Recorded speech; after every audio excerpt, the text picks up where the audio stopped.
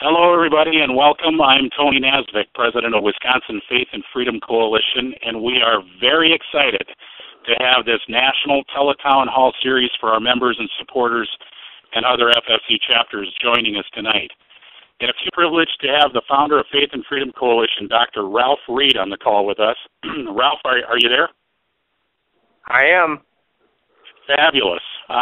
We are really excited to have the guest with us tonight.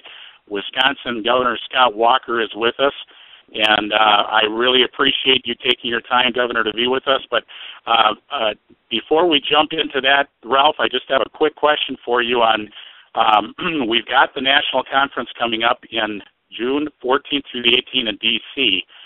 Last year, was tremendous.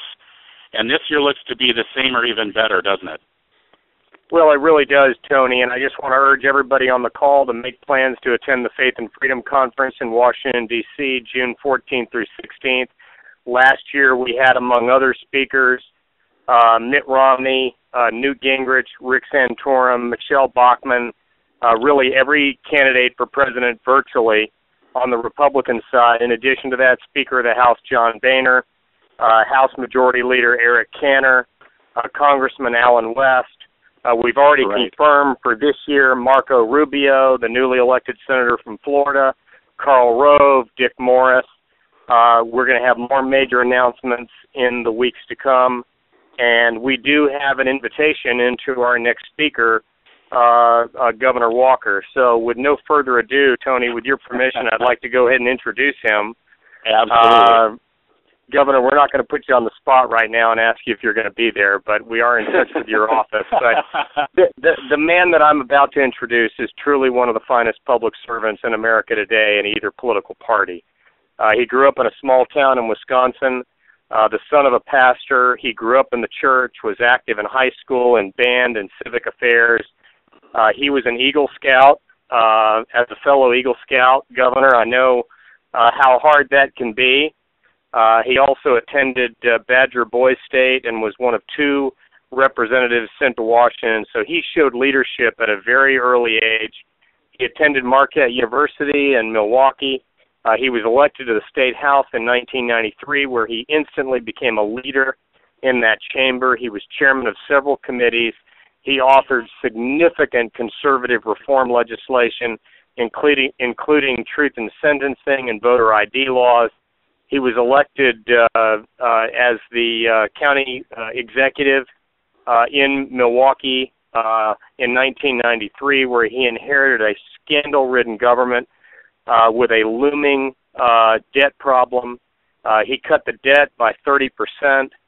He cut the county's workforce by 25%, and for 9 years, he submitted balanced budgets during tough economies and held the line on property taxes.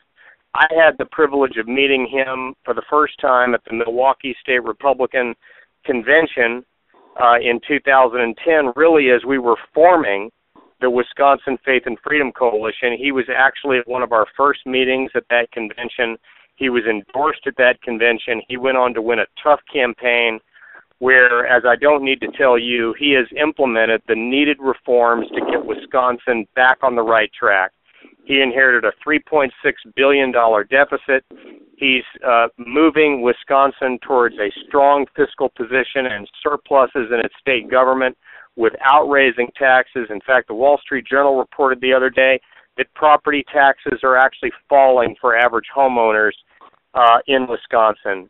Governor, we appreciate your friendship not only to this organization, but most importantly to the taxpayers and families of Wisconsin. You are a model of leadership for the nation. We've got people from all over the country on this call. Ladies and gentlemen, please welcome Governor Scott Walker. Well, thanks, Ralph, and thanks to Tony from over in St. Croix County as well for kicking us off just across the St. Croix River, but safely in the state of Wisconsin. So it's doing real well. Ralph, you'll get a kick out of this.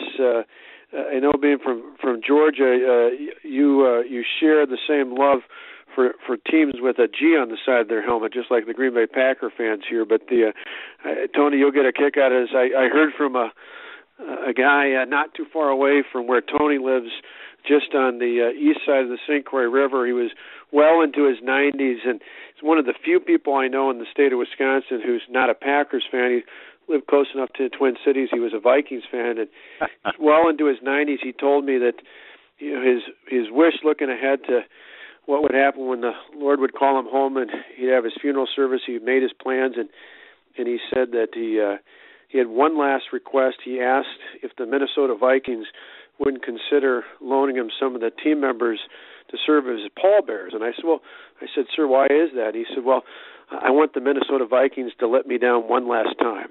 So it's on a lighter side to kick off the call, but for everybody on, and particularly folks from Wisconsin, but all across the country, thank you so much. And Ralph, we were so pleased to join you a few weeks ago with my wife, Tonette, who gave a bit of her own testimony. I was pleased to join her for a little bit. And as you might imagine, I'd love to come and join you, but I'm hoping I'll be in a position to do it. But 4 weeks from this Tuesday, I'm 100% focused on June the 5th, and that's the date of our recall election, because we understand how important it is, not just for Wisconsin continue to move forward as opposed to moving backwards, but how important it is for the country. And long ago realized it was much, much bigger than just who the governor of Wisconsin is. You see, what we did when we challenged the status quo, when we took on a $3.6 billion budget deficit, one of the largest per capita in the country, and certainly one of the largest in our state's history, was we said we weren't going to make the choices that we saw in other states, and states like my neighbors to the south in Illinois, they saw fit to balance their budget by raising taxes on individuals almost 2/3 and on businesses by almost 50%. And a year later, they've got even bigger problems than ever before in their budget. They've got an unemployment rate nearly 9%, and they're laying off, they're closing down, 14 state facilities, which leads to laying off thousands of public employees and cutting things like Medicaid, which support needy families and children and seniors in each of our respective states. Well, we didn't take that path. In fact, we lowered, as you mentioned, Ralph, our overall property tax burden on a median home went down for the first time in 12 years because we understood and understand even more so now that for our small businesses and our homeowners, you only get the economy going again if you put more money back in the hands of the people, not in the hands of the government. And we're pleased to do that. We avoided the massive layoffs. We avoided making cuts in Medicaid. And instead, we put in place long-term structural reforms that helped us to balance not only our state budget, but our local government budgets, not just now, but for years to come. And the important part about that is, and I reminded folks in the legislature as we went through this process, I said we need to think more about the next generation than we do about the next election. And isn't that what you elect people to do? And that's exactly what we did. We thought more about people like my two boys, Matt and Alex. I got a junior and senior in high school, and kids like them and grandkids across our state than we did about our own political careers. And I think that's the right thing to do. And so we took on that challenge. We turned our economy around. We went from a couple of years ago, before I was governor, we lost 150,000 private sector jobs, and unemployment rate peaked out at over 9%. We've gained more than 15,000 new private sector jobs the first quarter of 2012, and our unemployment rate's below 7%. In fact, it's 6.8%, below 7% for the first time since 2008. And so we got a long ways to go, but we're turning our state around. We're heading the right direction. We're moving Wisconsin forward. And one of the other great things we did, and then I'll open up and take some questions here, is not only did we fix our economic and our fiscal crisis. In fact, just today, Chief Executive magazine that puts out a survey every year to rank the best and the worst states in the country to do business in, to create jobs in, moved us up the ranking to number 20. That's after 2 years ago, before I took office, our state was ranked 41. So we went up 17 spots last year, the fastest increase in all the states in the country. We moved up another 4 spots this year. We're continuing to head in the right direction. That means more of our employers are going to put people to work. But the best thing we did wasn't just to help the private sector create more jobs, because it's the people that do, not the government that creates jobs. It wasn't just fixing our finances and doing it without raising taxes and without massive layoffs. The best thing we did was make the government work better for the people we